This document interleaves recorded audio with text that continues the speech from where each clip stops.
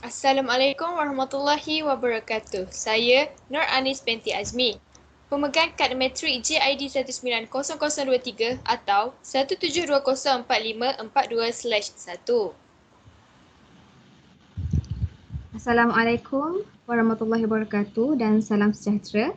Saya Nurin Zurina binti Muhammad Zainuddin, JID 190031 1720424/1.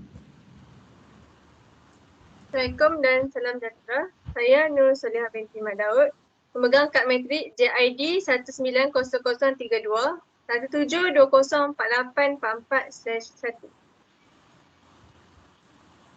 Assalamualaikum dan salam sejahtera. Saya Wan Masyitah Maizah binti Hashim, JID 190043 atau 17205-103/1. Tajuk kajian kami adalah analisis penggunaan kata ganti nama diri dalam cerpen Hati Muda Bulan Muda karya A. Samad Said iaitu Dinda. Okey, kita teruskan dengan pengenalan. Korpus merupakan himpunan bahan bahasa yang diperoleh dalam bentuk lisan atau bertulis. Himpunan bahan tersebut adalah pada skala yang besar. Korpus juga diproses untuk tujuan linguistik. Kemudian, menurut Lish, korpus ni adalah pengumpulan data bahasa yang begitu banyak rujukan yang disebut sebagai arkib. Kemudian, penentuan saiz korpus ini bergantung pada penggunaannya. Dia terdiri pada saiz kecil dan saiz besar. Kemudian, korpus ini terdiri pada dua jenis, iaitu bagi tujuan am dan korpus yang merupakan bahan yang digunakan untuk tujuan atau fungsi asas. Kemudian, A. Samad Said. A. Samad Said ini adalah sastrawan serba boleh dan spesialisiti kesusastraannya dapat ditelusuri melalui pengalaman dan penglibatan dalam genre kesusastraan yang rintisnya dengan puisi dan cerpen. Kemudian dia berkembang menjadi penulis novel. Okey. Jadi cerpen Dinda merupakan salah satu cerpen yang ditulis oleh A. Samad Said. Okey, saya cerita secara ringkas tentang cerpen Dinda. Cerpen Dinda ni dia menceritakan seorang lelaki yang menerima sepucuk surat daripada seorang perempuan yang bernama Hamidah yang telah mengajaknya bertemu di kebun bunga. Kemudian Hamidah ni dia menceritakan kisah hidupnya kepada penulis tersebut. Okey, seterusnya adalah objektif kajian. Objektif kajian yang pertama adalah mengenal pasti penggunaan kata ganti nama diri dalam cerpen Dinda dan yang kedua adalah menghuraikan kata ganti nama diri dalam cerpen Dinda.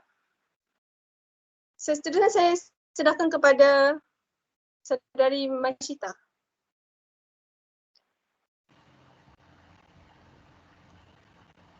Terima kasih Saudari Solihah.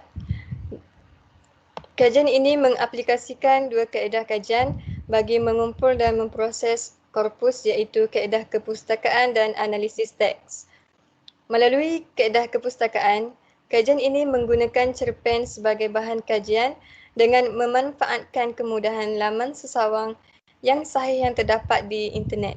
Cerpen yang digunakan ialah karya daripada sastrawan negara iaitu A. Samad Said yang bertajuk Hati Muda Bulan Muda. Analisis teks dilakukan dengan menggunakan teknik concordance dengan menggunakan perisian Encon. Kajian ini melibatkan pengenalpastian kata ganti nama diri, menghurai kegunaannya dan mengemukakan contoh ayat.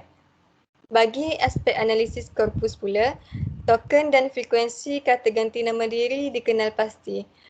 Melalui token dan frekuensi ini, jumlah keseluruhan dan peratusan bagi kata ganti nama diri dapat dilakukan. Seterusnya saya serahkan kepada Saudari Nurin.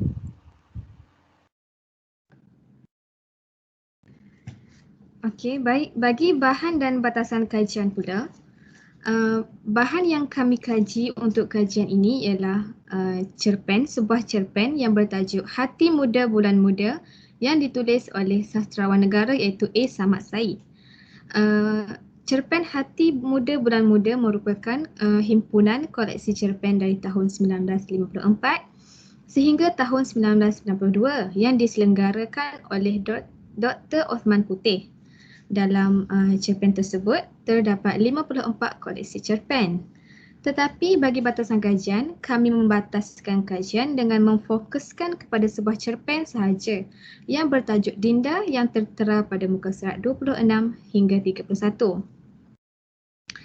Cerpen Dinda dipilih kerana pengkaji mendapati teks cerpen Dinda dapat memenuhi pencarian data kajian kami iaitu tentang penggunaan kata ganti nama diri yang pertama, yang kedua dan ketiga. Seterusnya kami juga meneliti gaya dan laras bahasa teks cerpen tersebut.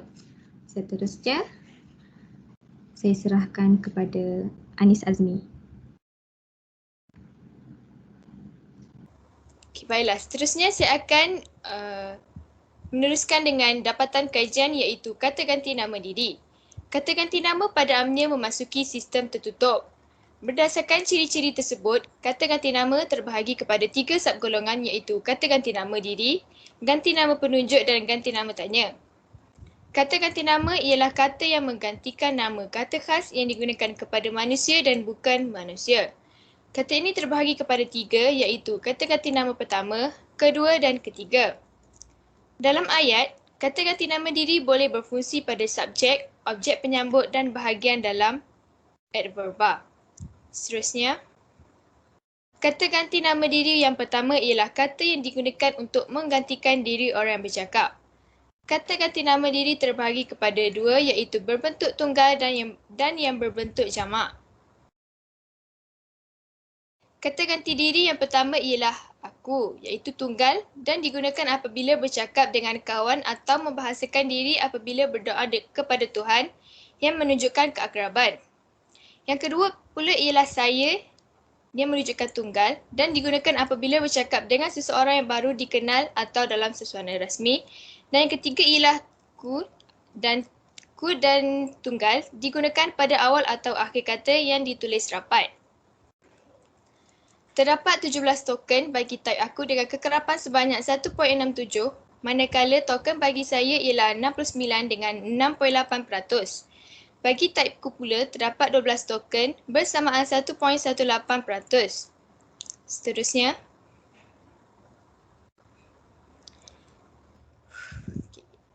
yang keempat ialah kita termasuk dalam jamak.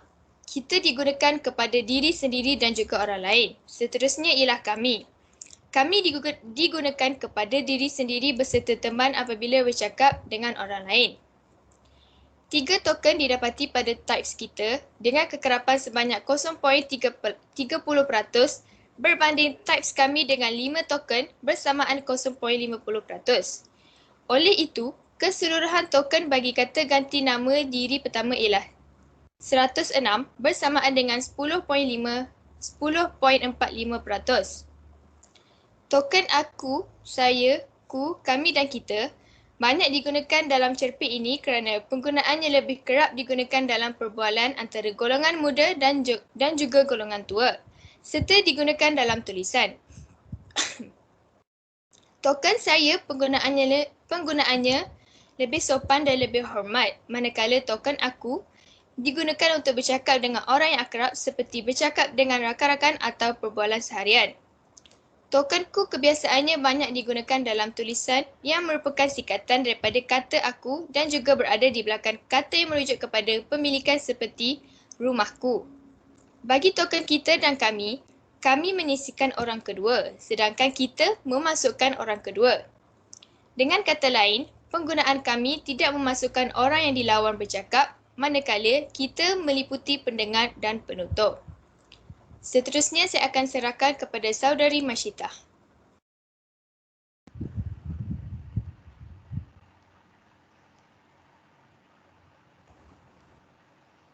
Baik, terima kasih kepada saudari Anis. Yang kedua, kita akan melihat kata ganti nama diri kedua. Kata ganti nama diri kedua digunakan untuk menggantikan nama diri orang kedua atau orang yang diajak bertutur. Kata ganti nama diri kedua yang terdapat dalam cerpen Dinda ini ialah kata saudara dan saudari yang merupakan kata dalam bentuk tunggal. Kegunaan kata saudara dan saudari ini merupakan digunakan untuk diri orang kedua yang sebaya dan juga digunakan sebagai tanda hormat dalam situasi tertentu.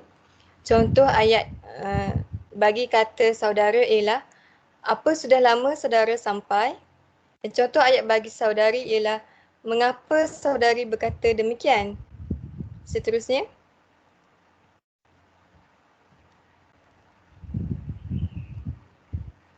Okay. Berdasarkan dapatan kajian, pengkaji telah merekodkan bilangan dan statistik bagi kata ganti nama diri kedua yang terdapat dalam cerpen ini. Melalui kajian ini, type bagi saudara mempunyai 13 token bersamaan dengan 1.28%, manakala bagi type saudari terdapat 29 token yang bersamaan dengan 2.86%. Jumlah bagi keseluruhan token tersebut ialah 42 token yang bersamaan dengan 4.14%. Seterusnya saya serahkan kepada Saudari Solehah.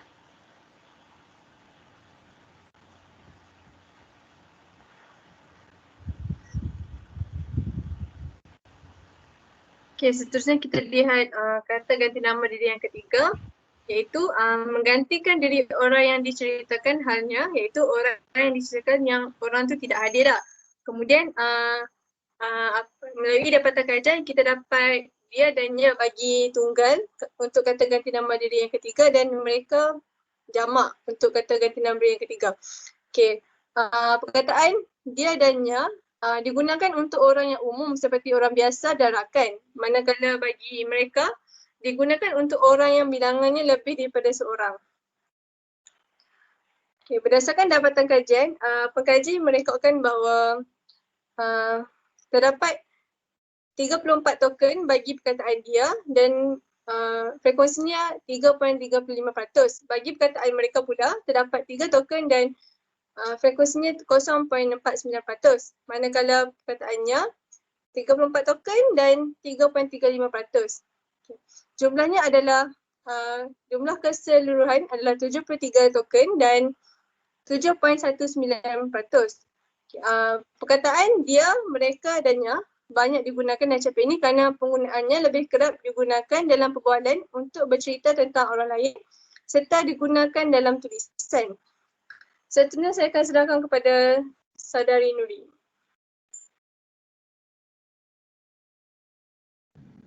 Terima kasih kepada Saudari Solehah.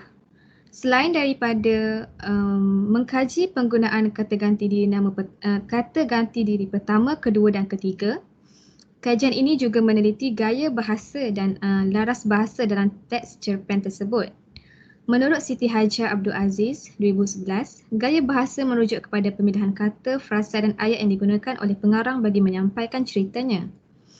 Biasanya gaya bahasa melibatkan tanda baca, rima tona, pengulangan, tekanan dan sebagainya yang ada kaitan dengan ciri-ciri linguistik dan semantik bahasa.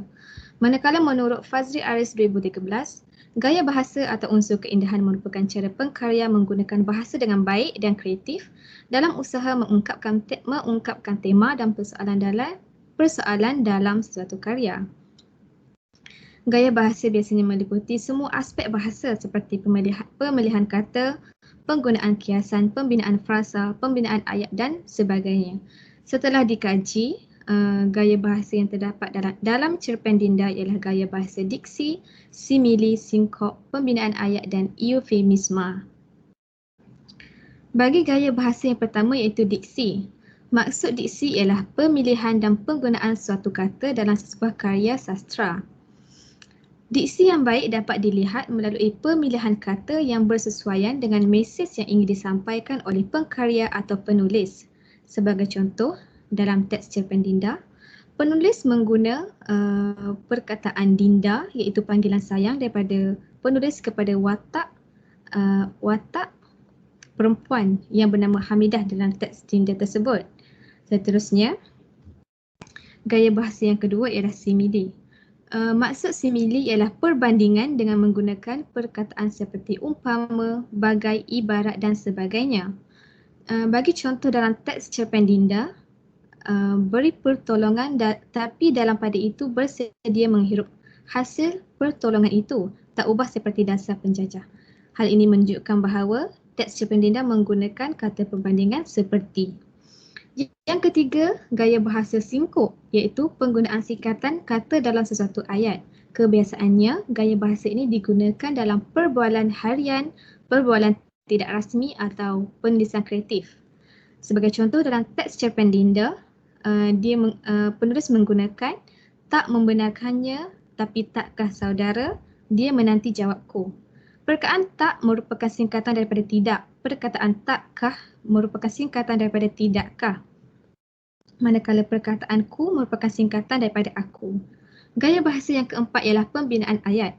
Penggunaan pelbagai jenis ayat bagi menyesuaikan tema, persoalan, peristiwa, situasi tertentu, watak dan sebagainya. Teks ini menggunakan pelbagai jenis ayat seperti ayat mudah, ayat sederhana dan ayat kompleks. Bagi contoh dalam teks, ayat pertama yang digunakan ialah ayat tanya, iaitu apa saudari berjenaka? Selain daripada itu, contoh ayat yang kedua ialah ayat seruan. Tak sangka yang saudari akan menjalani hidup sebegini. Bagi gaya bahasa yang ketiga ialah eufemisma. Maksud eufemisma ialah sejenis gaya kiasan halus berbentuk ungkapan atau simpulan bahasa yang mengandungi isi atau pengertian yang kurang menyenangkan. Contoh dalam teks Dinda ialah kata berbadan dua digunakan bagi menggantikan perkataan mengandung atau bunting. Seperti dialog yang digunakan oleh Hamidah iaitu saya sudah berbadan dua. Seterusnya,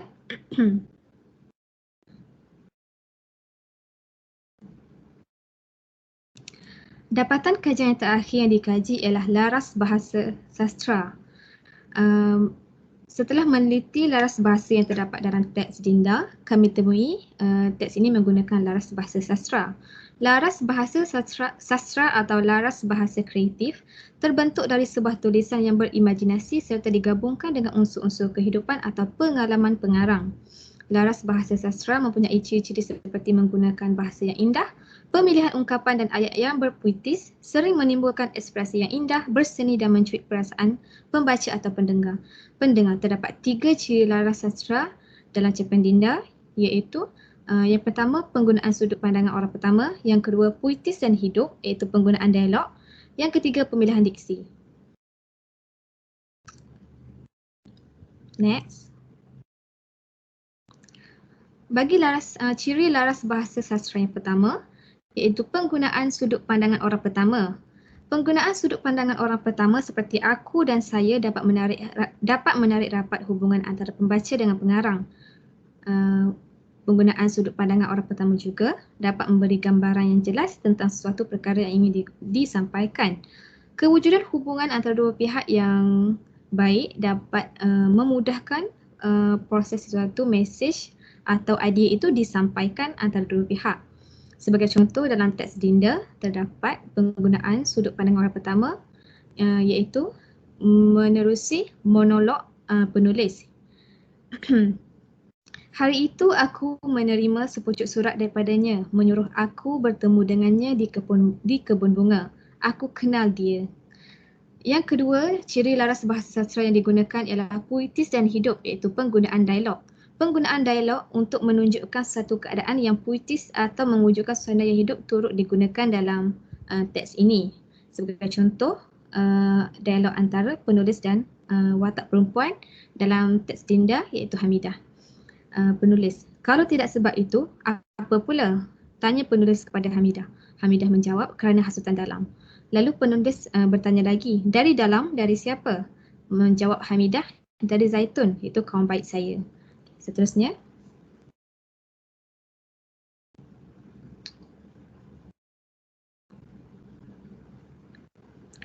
Ciri laras bahasa sastra yang terakhir ialah pemilihan diksi.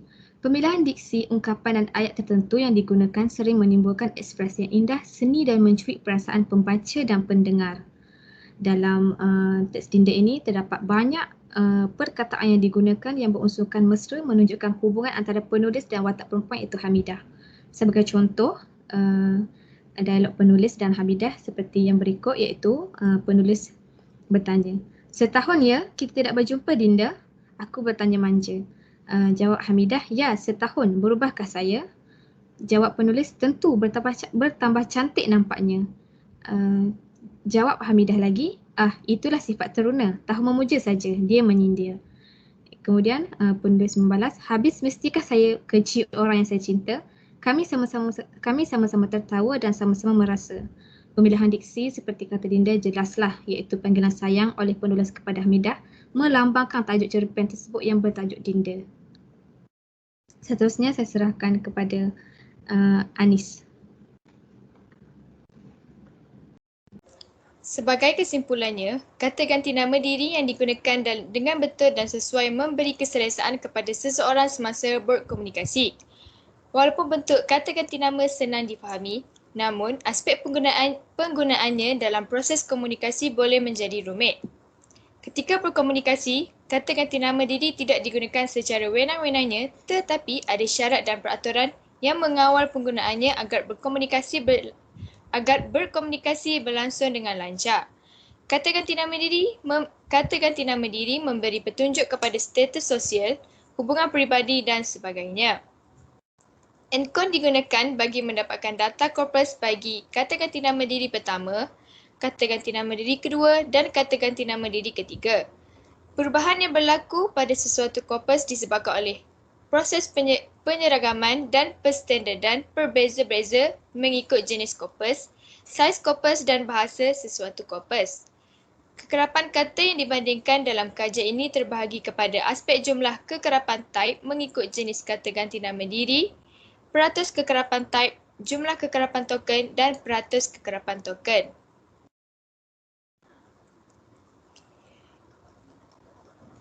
Next. Sekian, terima kasih.